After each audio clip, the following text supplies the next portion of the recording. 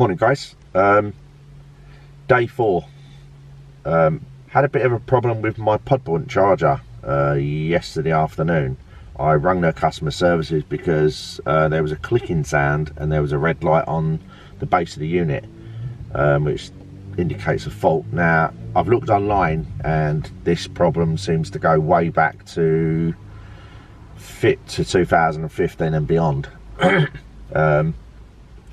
So as I say, I've rung pod point customer services. I did actually say to them, don't ring me after 8 o'clock at night. They didn't ring me back, so probably they'll ring sometime this morning. I'll keep you updated with that.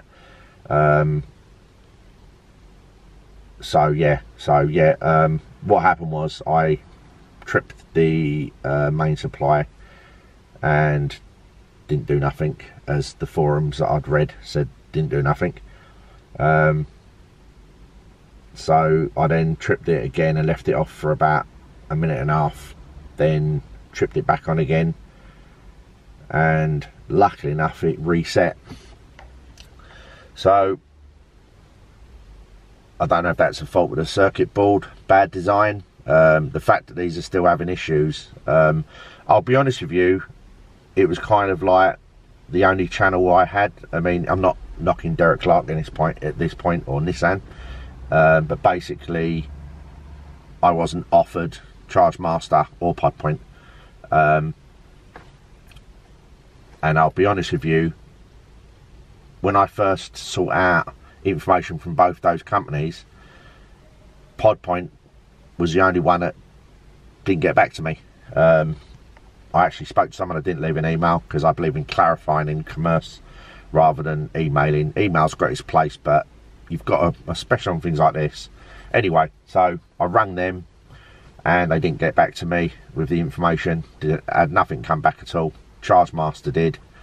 And then when obviously I was actually offered just pod point by Nissan, I rang up and spoke to a lady. If these calls are recorded and pod point you're watching this, it was quite embarrassing as a customer, because I couldn't even understand the lady, and I don't mean because she was a foreign origin. Sorry, not her, but in the background it sounded like there was having a Christmas after Christmas office party. It was so noisy, there was cheering and whatever. I don't know, maybe they just scored the contract to get more charge points. Either way, it was a bit unprofessional in my opinion, so that kind of had the alarm bells ringing there. Anyway, so fast forward to the all the forms are sent back, and then admittedly someone actually did ring me and said to me that, you know, it's all been approved, blah blah blah. The installation team will be in touch with you in a few days. After 5 days of hearing nothing, I chased them up and I rang about 3 times and I got put straight through to a voicemail, which wouldn't even take the voicemail because the voicemail was full. Again, totally unprofessional, pod point. If you're watching this, I return all my calls. No one got back to me. I left it a further 2 days and then rung back again and finally got hold of someone. They did apologise for the delay or whatever the problem was.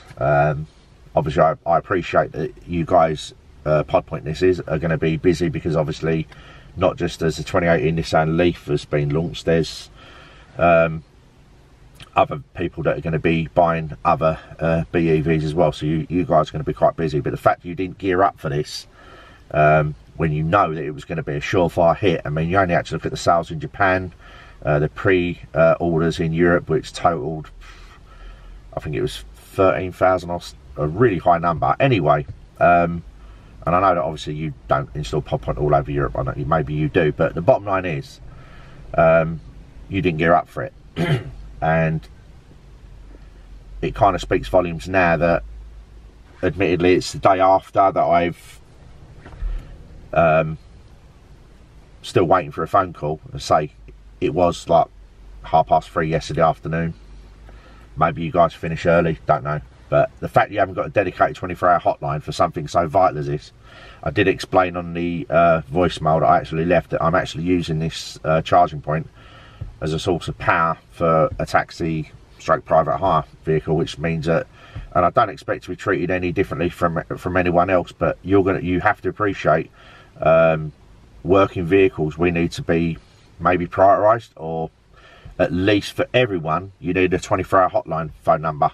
The fact that you haven't, again, sparks of unprofessionalism, and I'm not going to apologise, because there's going to be a lot of people that are going to be potentially using these and going to be reliant on these for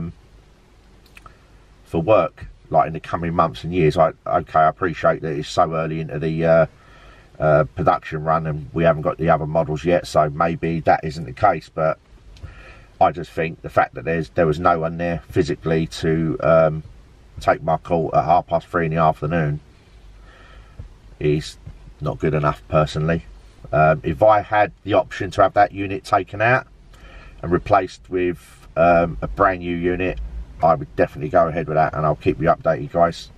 As you can probably tell, I'm not happy. The unit's not even a week old. It's been used for 5 days, 4 days, whatever. Every day, and I know I've got the EV, the emergency lead in the boot. I mean, this size vehicle takes 21 hours. It's going to be no good to me. And I don't see why I should have to come down to one of the pod point chargers just across the road from me in another retail park and basically leave the car here for, I don't know, 4 or 5 hours just to top it off, and then get a cab home and come back and pick it up. It's just, you know, naughty. And the fact that these units have still got clicking, so I checked on the EV forums, and this goes way back when, this design is obviously not good enough. Probably the printed circuit board is not good enough that it actually comes on, don't know. And quite frankly, don't care, that's your problem, Podpoint. And this is a mini rant, because I think the whole thing from start to finish has actually been appalling. Anyway, guys, I'm going to go and grab a coffee, and hopefully I'll get a phone call sometime this morning, and I'll keep you updated. Hi guys, the time is now getting on for 11:15 in the morning. That's Friday, and this is just an update with Podpoint. I've just rung again, and it's gone straight through to another voicemail, so I don't even know if they've even picked up the first one. If I haven't heard back by the time I get home this afternoon about 1:30, I'm going to ring Nissan UK, and I'm actually going to request that I have this unit actually taken away, because it ain't good enough. I'm not happy at all. The fact they've got no support, proper support, is absolutely shocking. And the fact that I actually watched on Fully Charged, like you guys might have watched, when Robert Llewellyn actually videoed or done a video on Fully Charged regarding the guy who actually owns Podpoint, and I was bragging about this, that and the other. For this size company not to have support is just shockingly bad, and I have got no sympathies if they lose contracts with Nissan. I just don't get it. I'm just baffled. But maybe I'm asking too much of a company. I don't think I am, personally. I think it's disgraceful. I really do. And in the weeks and months coming, when some of you potential taxi drivers go over, or even domestic market go over to the 2080 Nissan Leaf, or you upgrade, maybe you can let me know in the comments below if you've had any other problems. As I've checked on the EV forums, and I googled it as well, and there's actually quite a few people who have actually had problems with these units. I